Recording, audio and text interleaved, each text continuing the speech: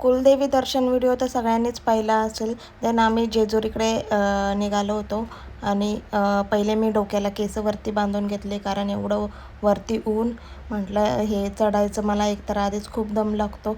So हळूहळू चढत चढत निघालो होतो वरती, थोडं थांबत थोडं चढत. सो असं करून आम्ही पोचलो होतो गडावर. तिथे पोचताच इतकं भारी तो खाली सगळीकडे पिवळसर भंडारा वगैरे इतकं मस्त वाटत होतं ते पाहून.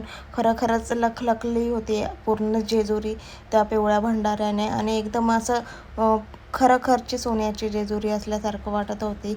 आणि तिथे गेल्यानंतर आम्ही पण असं होळी खेळल्यासारखं एकमेकांना भंडारा वगैरे लावत होतं.